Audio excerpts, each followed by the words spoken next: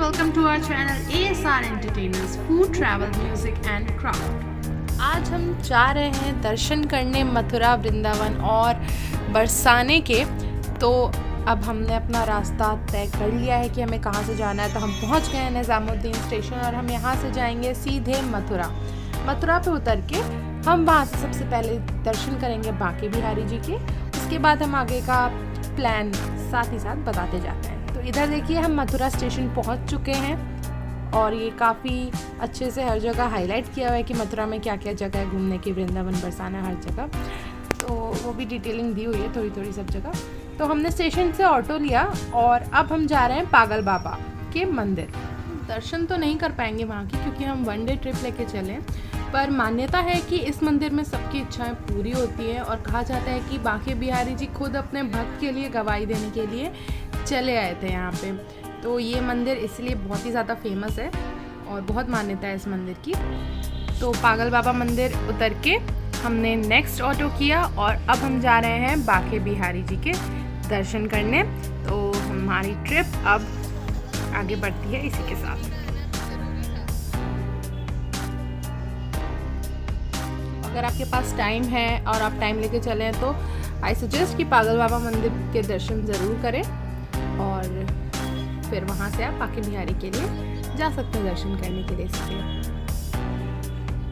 तो ये देखिए हम पहुँच चुके हैं। अब यहाँ से हमारी पग यात्रा शुरू होती है। तो अब हम इन गलियों से पैदल चल के जाएंगे और सीधे मंदिर में रुकेंगे। तो ये देखिए काफ़ी सारे दुकान वगैरह और छोटे छोटे स्टॉल्स भी लगे हैं इधर। प्रसाद आप मंदिर के बगल से भी ले सकते हैं, वहाँ पे भी बहुत सारी शॉप्स हैं स्वीट्स की, और चाहे तो आप बाहर से भी ले सकते हैं थोड़ी दूरी से, क्योंकि हर थोड़ी थोड़ी दूर पे शॉप्स अवेलेबल। ये देखिए यहाँ पे अच्छे से मार्केट लगा हुआ है हर चीज़ का।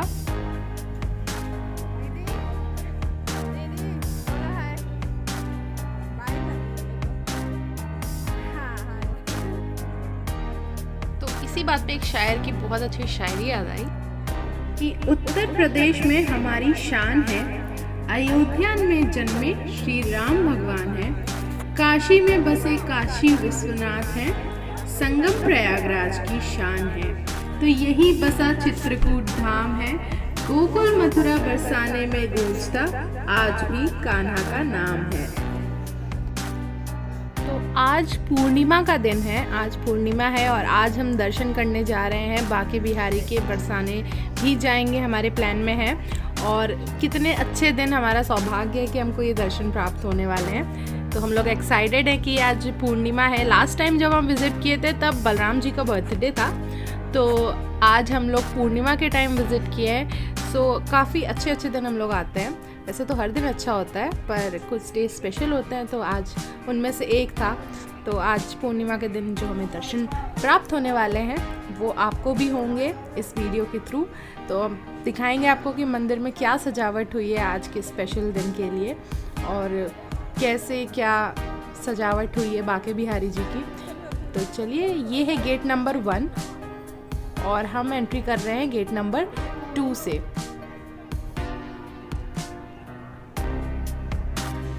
ये देखिए गेट नंबर 2 है ये और हम यहाँ से एंट्री कर रहे हैं।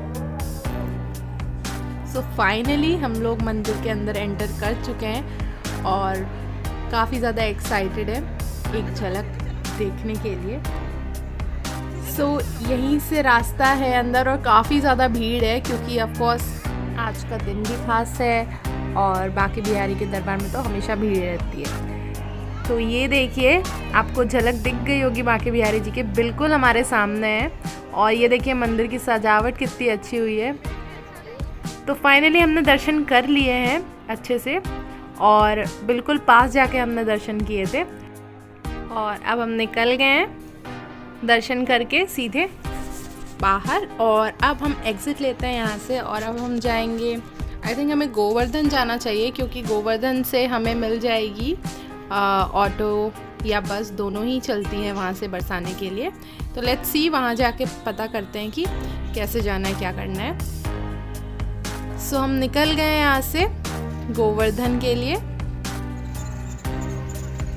और ये देखिए काफ़ी सारे यहाँ पे resting rooms, hotels and sweet shops, restaurants भी हैं। तो आप निकल के अगर कुछ आप सुबह सुबह जा रहे हो दर्शन करने भूखे पेट, तो आप दर्शन करके वहाँ पे खा भी सकते हो, क्योंकि बहुत सारे छोटे छोटे ढाबे, होटल्स अवेलेबल हैं और बड़े भी हैं, ऐसा नहीं है।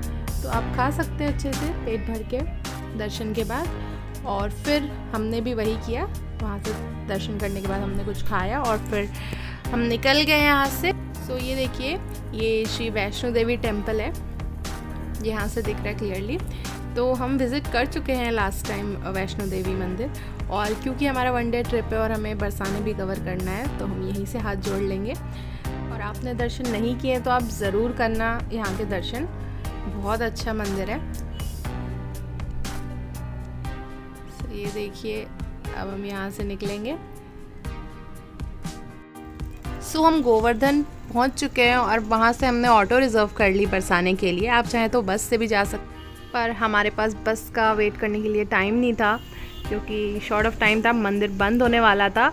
मंदिर 1:30 बजे तक खुला रहता है और अभी बज रहे हैं 12। सो पहुंचने में भी टाइम लगेगा, क्योंकि गोवर्धन से बरसाने 21 किलोमीटर का रास्ता है। तो होपफुली हम टाइम पे पहुंच जाए और हमें दर्शन मिल जाए, बस यही प्रे कर रहे हैं अभी तो, क्योंकि अब 1 घंटा बचा है और मंदिर भी बंद होने वाला है, दर्शन भी करने हैं। तो काफ़ी ज़्यादा अभी प्रेशर आ गया है कि जल्दी पहुंचना है।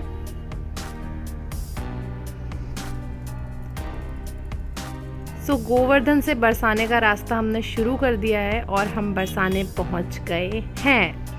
सो रास्ते में काफ़ी क्रॉसिंग्स वगैरह भी आ गए थे, तो वहाँ पे भी हमें टाइम लग गया।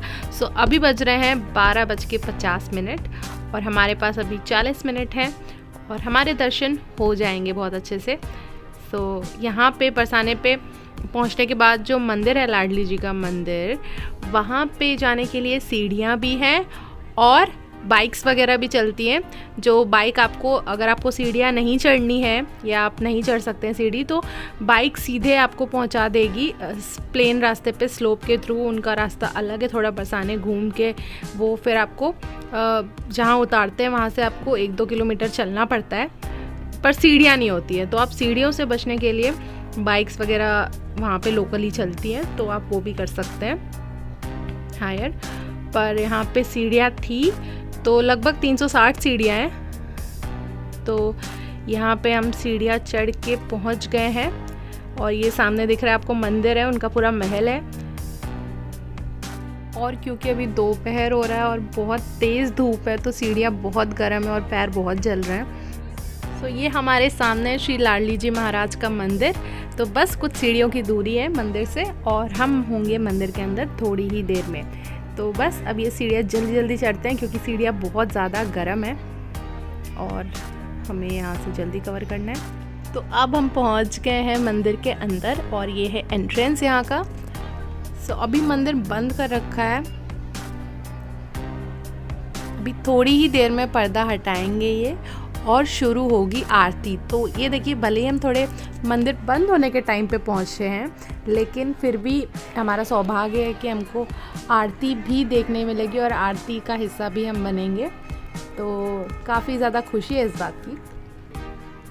तो अभी थोड़ी देर में पर्दा हटेगा और दर्शन होंगे श्री लाडली जी महाराज के। तो ये देखिए, पर्दा हटा, आपकी आंखों के सामने है राधा रानी और कान्हा जी। काफ़ी सुंदर सजाया है और आरती स्टार्ट हो चुकी है। तो चलिए हाथ जोड़ के आरती का हिस्सा बन जाइए आप भी।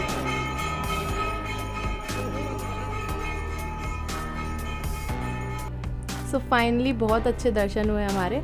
और ये देखिए इनका महल, मंदिर के जस्ट सामने ये व्यू है।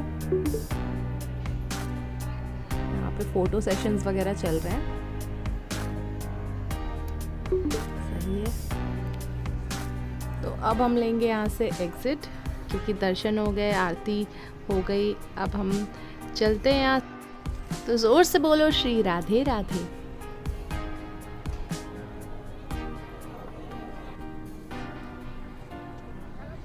तो दर्शन करके अब हम यहाँ से निकल रहे हैं और फिर से हमें सीढ़ियों का सामना करना है, जो कि बहुत ज़्यादा गर्म है। तो चलिए जल्दी जल्दी से सीढ़ी से उतरते हैं और यहाँ से निकलने के बाद अब हम जा रहे हैं गोवर्धन। अब हम लगाएंगे गोवर्धन की परिक्रमा।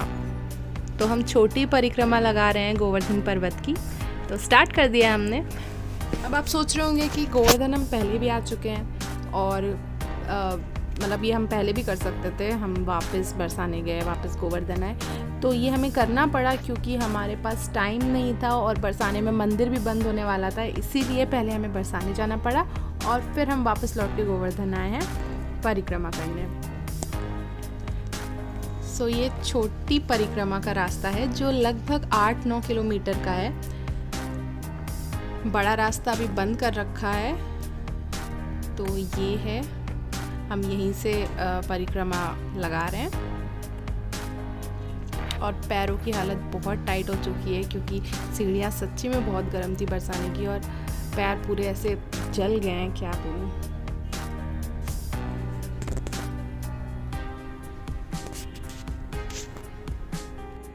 तो परिक्रमा के टाइम बहुत सारे मंदिर आएंगे रास्ते में, तो वहाँ पे हम दर्शन करेंगे गोवर्धन जी के, गंगा गोवर्धन जी के और पूछड़ी के लौठा के।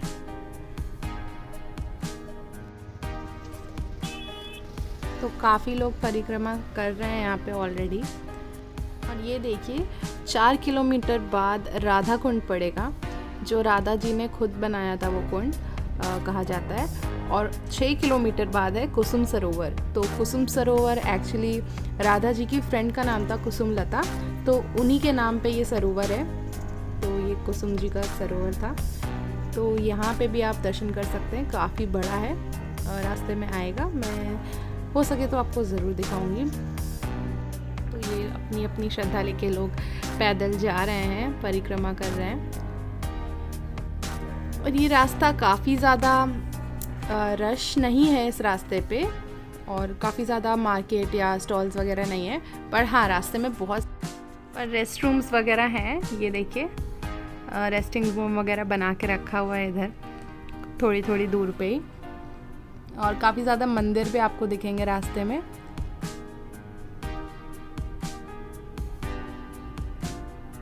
तो अब हम काफ़ी आगे आ चुके हैं और अब हम पहुंचने वाले हैं गेस कहाँ। तो अब हम पहुंचने वाले हैं कुसुम सरोवर। ये देखिए ये है कुसुम सरोवर। तो जैसे मैंने आपको बताया यहाँ पे राधा जी की दोस्त रहती थी कुसुम लता। तो ये भी बहुत अच्छी जगह है विजिट करने के लिए। तो अब हम पहुंचने वाले हैं गिरिराज जी महाराज के मंदिर। तो ये देखिए काफ़ी अच्छे से सजाया है इसको भी, रास्ते को। और ये देखिए यहाँ पे एक बैनर है जो सभी तीर्थयात्रियों को बोल रहा है कि आइए गिरिराज जी के मंदिर पधारिए। तो ये है गोवर्धन मंदिर। ये देखिए यहाँ पे हम अंदर चलते हैं, यहाँ पे दर्शन होंगे गोवर्धन पर्वत के, गोवर्धन जी के।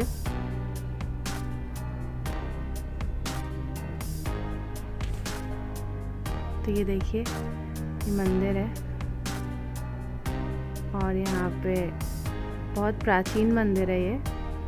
और यहाँ पे परिक्रमा यहाँ पे भी लगेगी, छोटी सी है, तो ये भी हम लगा रहे हैं यहाँ पे। तो ये देखिए ये है गोवर्धन पर्वत जिसे कान्हा जी ने एक कानी उंगली पे उठाया था लोगों को बचाने के लिए, इंद्रदेव ने जो घंघोर बारिश की थी उससे। तो ये है गोवर्धन पर्वत। कहा जाता है कि 5000 साल पहले इसकी ऊंचाई 30,000 मीटर थी, लेकिन आज ये घटकर इसकी ऊंचाई सिर्फ 30 मीटर रह गई है। इसके पीछे भी कहानी है। कहा जाता है कि श्राप मिला था इनको, तो मैं आपको वो कहानी भी सुनाती हूँ। तो हाल फिलहाल हमने दर्शन कर लिए गोवर्धन जी के। तो अब हम निकलेंगे आगे और रास्ते में पड़ेगा एक और मंदिर, गंगा गोवर्धन। तो ये देखिए हम पहुंच गए हैं श्री गंगा गोवर्धन मंदिर। तो अंदर चलते हैं। तो इस मंदिर की कुछ ऐसी कहानी है कि एक बार श्री नंद यशोदा और सभी ब्रिजवासी गंगा स्नान का विचार बनाकर गंगा जी के एक तरफ चलने लगे। चलते चलते जब वो गोवर्धन पहुँचे तो वहाँ शाम हो गई थी और रात में रुकने के लिए नंद जी महाराज ने गोवर्धन में एक अच्छी जगह सुनिश्चित की। और यहाँ पर कृष्ण जी के मन में विचार आया कि ब्रिजधाम में सभी तीर्थ का वास है, पर ब्रिजवासी इस बात से अनजान है। तो कृष्ण जी सोचे ब्रिजवासी तो अनजान है इनकी महिमा से, पर मुझे ही कुछ करना पड़ेगा। तो जैसे ही कृष्ण जी के मन में ये ख्याल आया तो श्री गंगा जी मानसी रूप में गिरिराज जी के तलहटी में प्रकट हो गई। सुबह जब सारे ब्रिजवासी ने गिरिराज की तलहटी में श्री गंगा जी को देखा तो वो चौंक गए।